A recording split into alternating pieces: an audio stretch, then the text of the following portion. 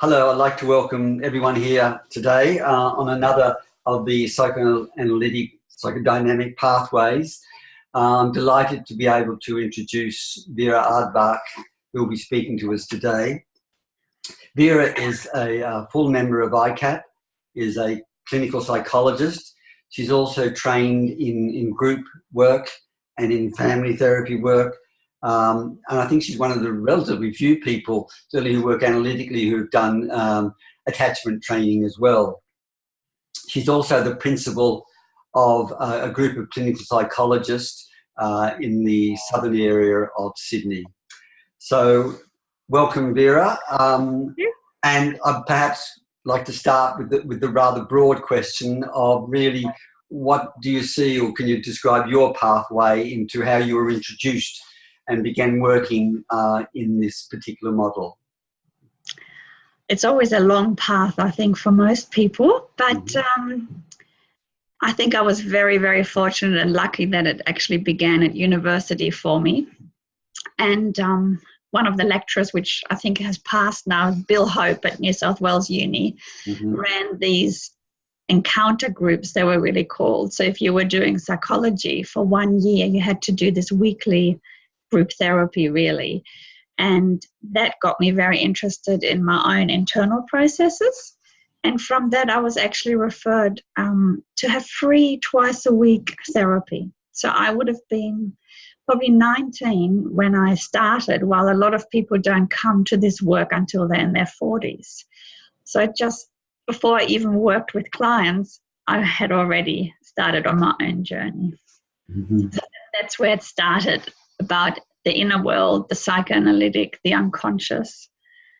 And I guess then it went on. So by that, I realized I didn't want to just be a psychologist and do rats and stats. So I switched to a double degree in philosophy where I could actually study Freud and Sartre. So I came out with this double degree, luckily, and I had finished my own therapy, or the first therapy. And so then when I went into my working practice as a psychologist, I was already, having read Freud, already thinking about the why of life when you're working as a psychologist. So my supervisors were then all psychoanalytic, and my path was set because it made sense to me that the human suffering would not be solved by a behavioral program, but more by focusing inward, because I had really learned through experience that that worked very well for me, and I wanted to do the same sort of thing. So was it luck, or did you feel, when you said at the university where you had Bill Hope's and those encounter groups, if that hadn't happened, do you think you still would have found a pathway to this eventually? Hopefully, hopefully, but I think I had no idea as a Bachelor of Science and Psychology student really about the value of psychoanalytic thinking, because it was the late 80s or 85, and it was just poo-pooed. Cognitive behavior therapy or behavioral therapy and then cognitive behavioral therapy was it. And you were a leper if you believed in anything else. You were nearly seen as crazy to believe in the unconscious when I studied. Right. And you said your supervisors were of that sort of ilk. Did you seek those out, or was that just luck as well? No, so once I had found a psychoanalytic psychotherapist, I was going twice a week, and I was going, wow, a whole world opened up. And then I thought, I want to work in this way. So I then was very lucky. You know, I just picked psychoanalytic supervisors that were also clinical psychologists.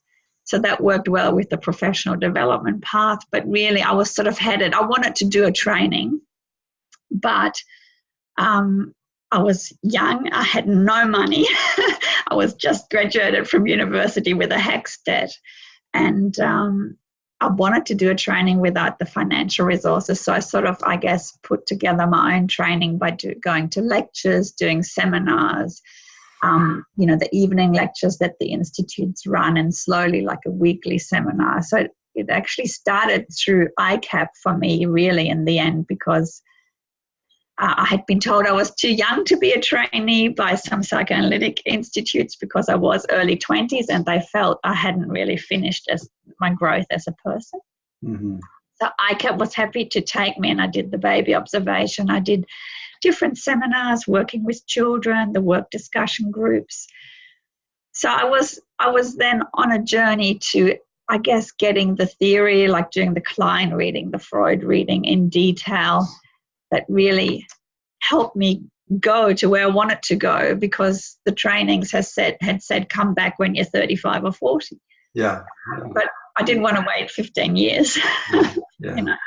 And did you find you wanted to work with children? That was a clear focus, or did that just happen by circumstance, or how did you get involved in that? I was working in adult psychiatry for a long time, inpatient and outpatient, but then I had my second analysis, this time lying down instead of sitting up, and I had also been accepted into a PhD at Wollongong Uni, and I wanted to do something with postnatal depression or puerperal psychoses. And I had also started training in the strange situation procedure, like for the adult attachment interview as well. So infant mental health became my focus, and I also got a job in infant mental health. And I really felt that after working with the child within the adult, I wasn't too daunted to switch to working with children. And I really loved being able to get a person while they were forming, while they were a child, and do a much shorter time of therapy and seeing the adult and doing 5 or 7 years of psychoanalysis. So I became very passionate about that 0 to 3 period initially. Mm-hmm. And that's what sort of then led me. So the infant mental health work, working with mums and babies up to 3 years of age, and working with oppositional defiant disorder, they call it, in preschoolers. Like, that was my specialty, seeing preschoolers who were kicked out of 2 preschools before I would ever see them at Westmead Hospital. That then led me to actually working with children. And I actually really regret some of the behavioral things I was meant to do as a psychologist or clinical psychologist with children, where we literally held children till they vomited, made them, do a certain behavior or else. And I actually feel, on reflection, I did that I traumatized children with my treatment as a psychologist. Mm. And to discover play therapy, to me, was the absolute answer to be able to help children without traumatizing them in the process, because these strict behavioral programs, I think I did damage implementing them with children.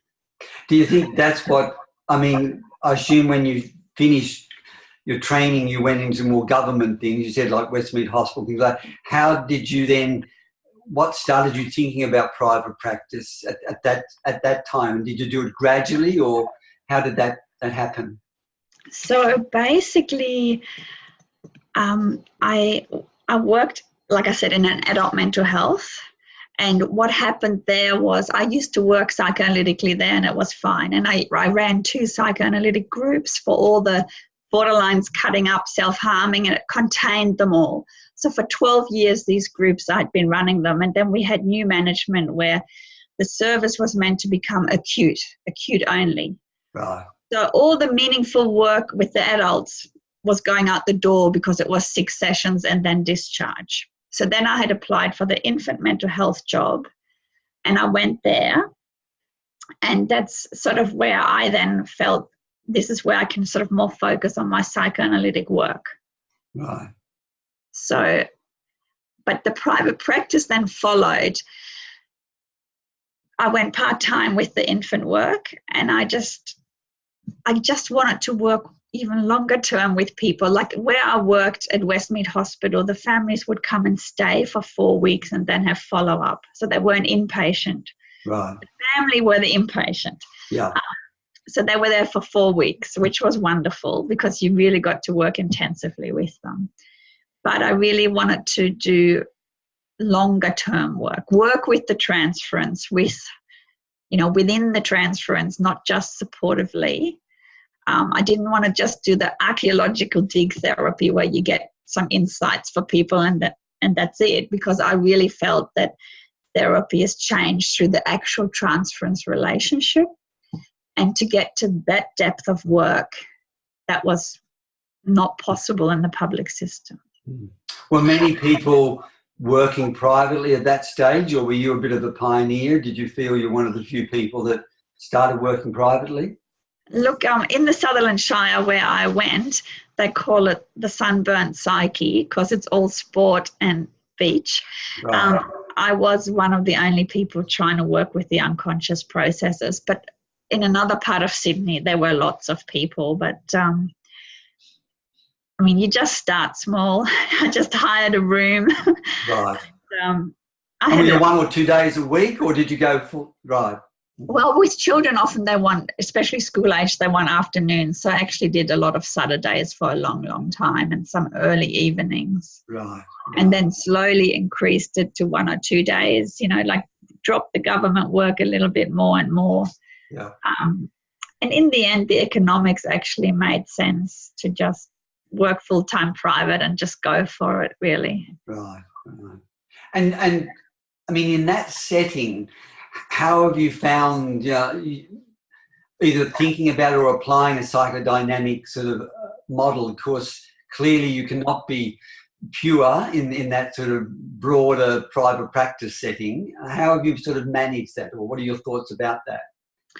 Look, I think, with the benefit of hindsight, when I started out and it was just me in my office seeing people, you can very much go into that deeper zone of thinking psychoanalytically.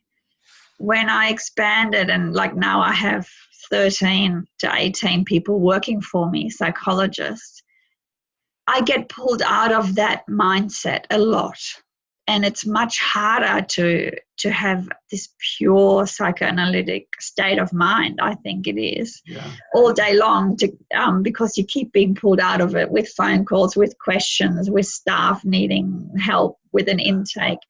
I would nearly say that it's a lot easier to stay in that focused, deeper way of thinking on your own in a private practice. Right. Because it sounds as if you then had to sort of switch to sort of nearly being a business manager as well as a psychotherapist or a psychologist. Did you have any background or training in that, or did you just sort of develop it as you went along? I had no background, no training whatsoever. I guess I had to develop a lot of policies, procedures. It took up a lot of time. Like I made my own website, like I designed all of that, handouts for clients, like whatever, like consent forms, all of these things have come in the last 30 years. Yeah. So it does take you away from that state of mind. But I feel that managing a practice, like I also trained as a group analyst along the way, and having the knowledge of dysfunctional organizations and how we repeat things in our work families unconsciously, I feel that that's really helped me to try and contain a practice from a sort of more understanding psychoanalytic perspective. Mm-hmm. So rather than being reactive and just do this or that, or why are you always like that? Like it's sort of really trying to think about what's the dynamic here. Okay, people are anxious because I'm going on six weeks leave, say. Right. And then how do I contain the staff? How do I, you're just sort of trying to think about it more deeply rather than just from a business point of view. And the people you work with, or you're the principal of, they're mainly clinical psychologists. Do they come necessarily knowing it's a broad psychodynamic thing, or could they work purely CBT, or how does that work?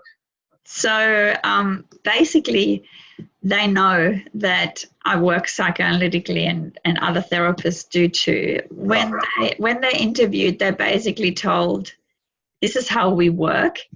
Because of this, the room can't be rearranged willy-nilly. We value being on time, all of that frame stuff is explained. But I don't prescribe to people what they should do in the room. But I find that a lot of people come and they say, I'm really interested, but I've got no idea. Mm-hmm. So what I do, twice a week at lunchtime, I have like supervision groups. We had a reading group that I run to sort of get people interested. So often they come to the practice with an interest, but say, I don't know very much, and then say, while I'm supervising them, I'm helping them, and then I steer them into the right training courses. I always let them know, look, there's a lecture here, a lecture there, training program. So I introduce them, definitely. Yeah. And but I have some people that have come like from London and don't know anyone in Sydney and are really happy to just start in a practice that values psychoanalytic thinking. Right.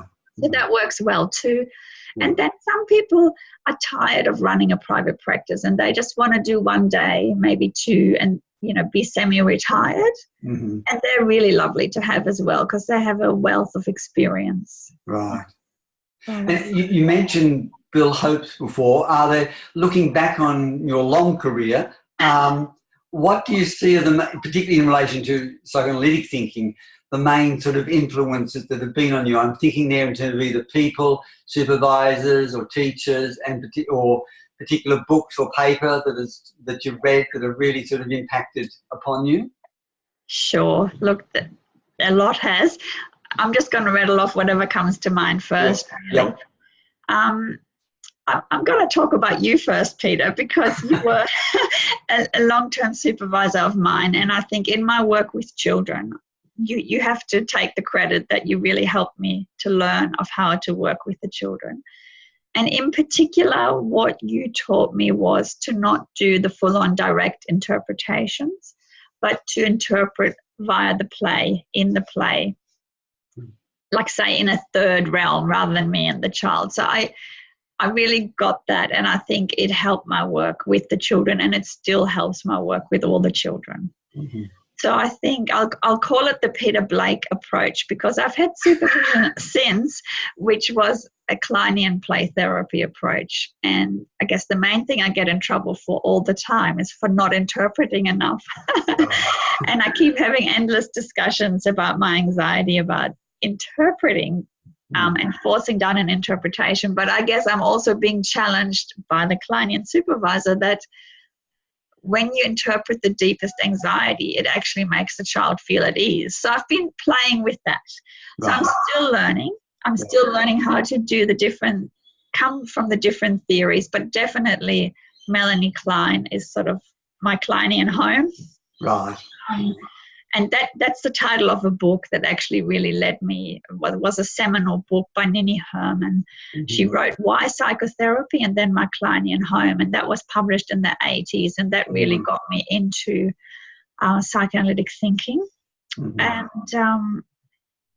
And I think that's sort of a short summary of what influenced me. I think Betty Joseph, having a baby observation, doing my first baby observation and a preschool child observation, all of those things were really important, really, really important. When you look back over the decades, what do you think has changed in your work from the very beginning to the therapist you were 20, 30 years ago to now? How do you think how do you work differently, do you think, or think differently? I think I'm much more comfortable with doing nothing. Right. Rather than feeling like I have to do something. Yeah.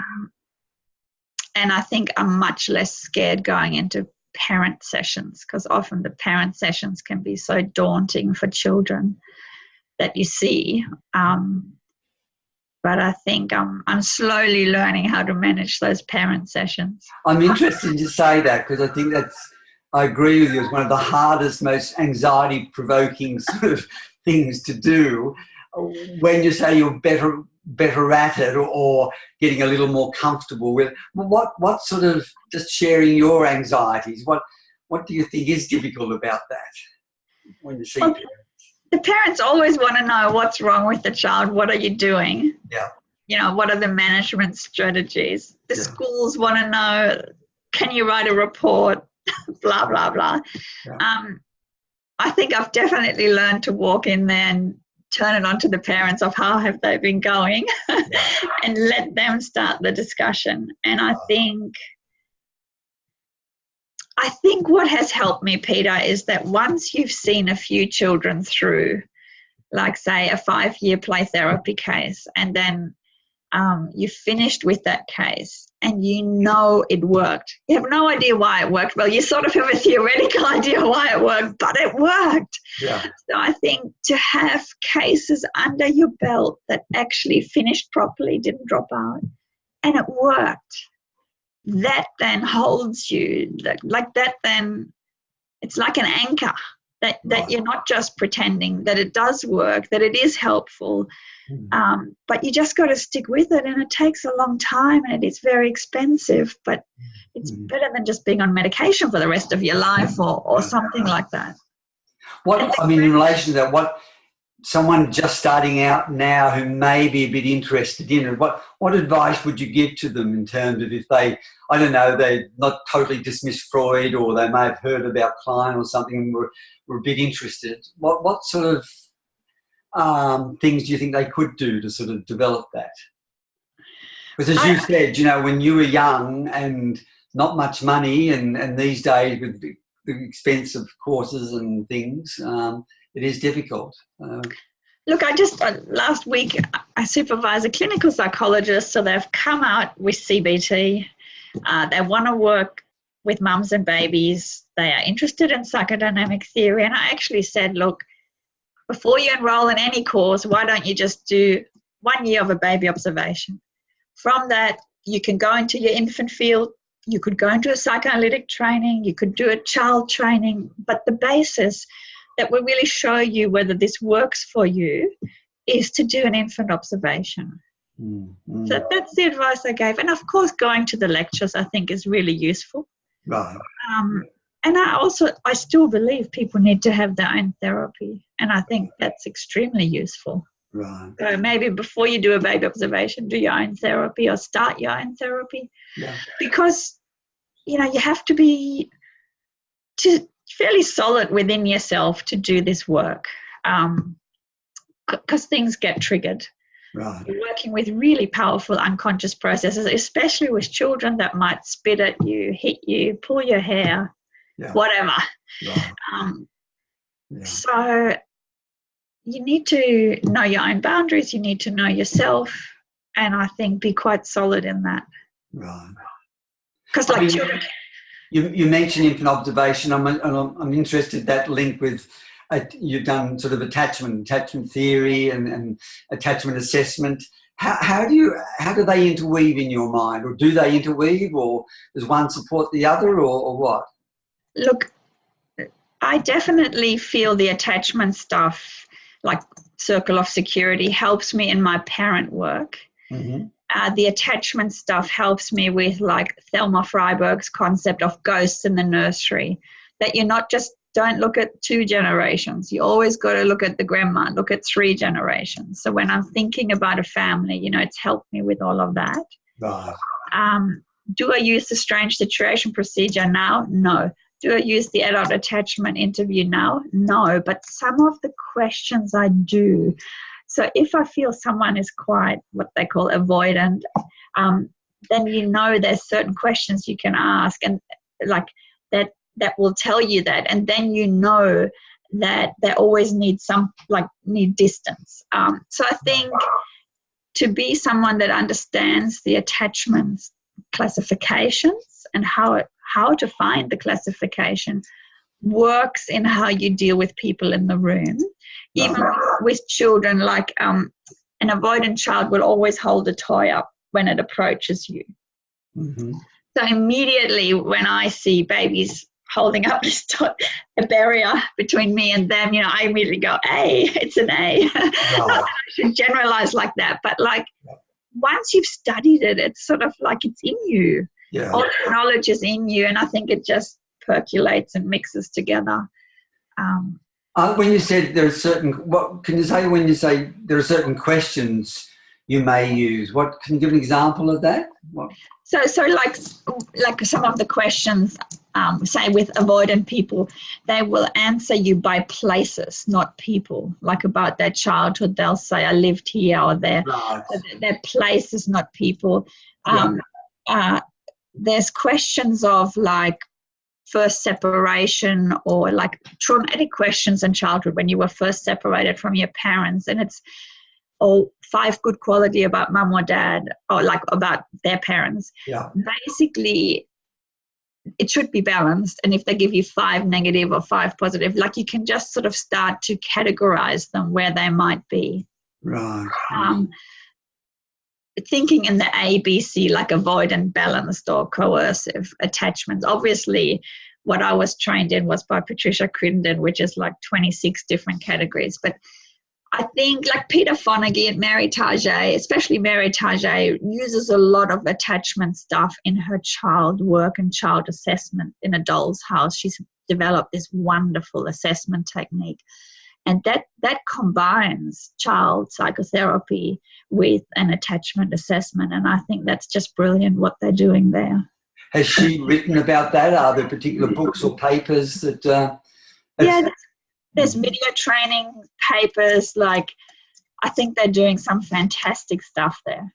And Target, Target. G-E-T, yeah, Mary. Like, she's with Peter Fonagy at the Anna Freud Institute. And, like, it sounds really like, to me, at the forefront of combining attachment and psychoanalysis. I haven't heard that from the TAVI. So yeah. I think there's definitely a lot happening where attachment theory is getting combined with psychoanalytic work in a really useful way. And I think if you're trained, like for people with their L plates on, to have the attachment structure and system to enable them to then think psychodynamically, it might be a nice entree. Yeah. Because you have a lot of scaffolding around you. Well, I think the way you start as a child psychotherapist, other than your own therapy, there's no scaffolding around you. Well, your book with all the chapters of what to do, but that would be the only scaffolding. So, I mean, that leads me to the final question I ask people, and I think you possibly answered it, or you're leading towards answering it, is the question of where do you see this sort of model going in the future? I mean, in 20 or 30 years' time, what do you think will be sort of the, particularly in working psychodynamically with children and adolescents? I mean, I find it very interesting you're seeing the question of attachment theory and analytic theory perhaps getting more and more together. I mean, it's raised the issue for me of possibly maybe more attachment seminars should be given in a child psychotherapy training. Yeah, definitely. Look, I'm going to be a little bit pessimistic about the Sydney child psychotherapy scene because, like, I'm also now in my 50s. A lot of my supervisors are retiring or dying. In these 20 or 30 years I've been working, there was 2% of us maximum that were interested in psychoanalysis. My fear is that we haven't trained enough people and that a lot of good knowledge is going to the grave unless it's written down. And I'm really, really worried about that because there are not enough my age and younger that have been trained up. However, I think theoretically people are finally realizing, maybe I'm just delusional here, but I think they're finally realizing that psychoanalytic stuff could offer something. So a lot of the clients that come to me are clinical psychologists and their families. Why are they choosing a psychoanalytic person? Yeah.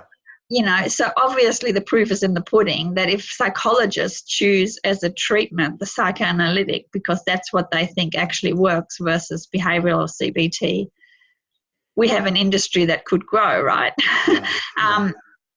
But we have not trained anyone, and universities totally ignore this approach and don't train people in it. Yet everyone they produce, if their family members are sick or their children need help, come to a psychoanalytic person. Like, you know, 2 + 2 is not 4 there, but I don't think we've trained enough people, and I think a lot of wonderful experience has been missed out on by not training enough people in time. you know, because like, you know, my supervisors are all 70 plus.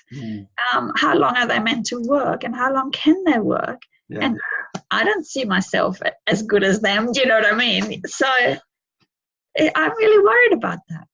I wouldn't undersell yourself. I think that you're doing a great job, as you said, in a rather strange area of Sydney. And I'm sure all those clinical psychologists that are working with you are, you know, undoubtedly being influenced by it. And, you know, that's hugely important work, I think. Yeah. They may not go on to fully train as analytic child therapists, but I think that it must impact upon their work in some form or other. So, yeah. Yes, we often, if the baby goes missing and we go, where's the baby from the doll's house? Everyone is running around looking for the baby. So I think they do understand the importance of having everything in one place and what the baby represents in the dolls. Well, thank you very much for sharing all that. I mean, I think what's particularly important is your experience in private practice, but also that interesting marriage between sort of attachment theory as well and you know, child psychotherapy. Very, very important stuff. So thank you very much for your decades of work and for giving your time to do this interview. So thank you. Pleasure, Peter. Pleasure. Okay. Bye.